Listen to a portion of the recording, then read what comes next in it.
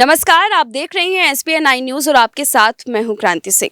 Asaduddin Owaisi AIMIM प्रमुख है वो, और उसके बाद देखा यही जाता है कि मुस्लिमों के लिए वो बोलते हुए नजर आते हैं। आज एक बार फिर वो गरजे हैं, लेकिन इस बार अमित शाह सहित प्रधानमंत्री नरेंद्र मोदी और बीजेपी के तमाम नेताओं के ऊपर, और कहते हुए नजर आए कि हैदराबाद की अहमियत आखिरकार देश में कितनी है। क्या कुछ कहा असदुद्दीन ओवैसी ने हैदराबाद और अमित शाह सहित प्रधानमंत्री नरेंद्र मोदी के लिए, देखें हमारे इस खास रिपोर्ट में। AIMIM चीफ असदुद्दीन ओवैसी ने केंद्रीय गृह मंत्री अमित शाह की बात का जवाब दिया है। असदुद्दीन ओवैसी ने कहा है कि हम तब भी थे और अब भी है। हैदराबाद के बिना भारत अधूरा है। आजादी की जंग में RSS बीजेपी नहीं थी।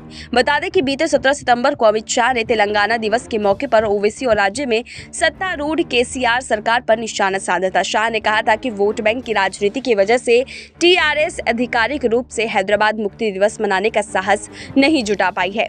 पलटवार करते हुए असदुद्दीन ओवैसी ने कहा कि याद रखो, हैदराबाद के बगैर भारत अधूरा है और हैदराबाद भारत के बगैर अधूरा है। ये चीज समझने की जरूरत है। हम कब विरोधी थे? अरे बाबा, तुम कहाँ थे? हम जब भी थे, आज है और कल भी रहेंगे।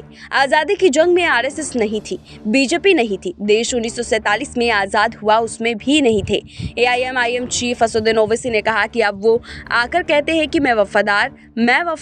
बता दें कि ये बयान ओवैसी ने एक रैली को संबोधित करते हुए दिया। ओवैसी ने कहा कि इन लोगों को कुछ सुनाई नहीं देता है, जो व्हाट्सएप यूनिवर्सिटी में आता है वही पढ़ लेते हैं। बीजेपी ने आरोप लगाया था कि वोट बैंक की राजनीति के कारण तेलंगाना में हैदराबाद मुक्ति दिवस अभी तक आधिकारिक तौर पर नहीं मनाया जाता है। अमित शाह ने कहा था कि क्षेत्र के लोगों की मांग थी कि सरकार की भागीदारी से हैदराबाद मुक्ति दिवस मनाया जाए, लेकिन ये दुर्भाग्य की बात है कि 75 साल बीत गए, मगर ये सत्ता में बैठे वाले लोग वोट बैंक की राजनीति के कारण हैदराबाद मुक्ति दिवस बनाने का साहस नहीं जुटा पाई है। यहाँ पर शाह के इसी बयान को घेरते हुए ओवैसी ने एक के बाद एक तंज कसना शुरू कर दिया, जिसके बाद वहां मौजूद लोगों ने तालियों से खूब जोर से उनका साहस और बढ़ाने का कार्य किया। आपको बता दें कि ओवैसी लगातार कोशिश कर रहे हैं कि किसी भी तरीके से बीजेपी का दबदबा जो है वो कम किया जाए, और इसी होड़ में उन्हें जहां मौका मिलता है वहीं पर वो बयानबाजी करते हुए शुरू हो जाते हैं। फिलहाल उनकी इस बयानबाजी का अब हैदराबाद की राजनीति पर क्या फर्क पड़ेगा, वो देखने वाली बात होगी।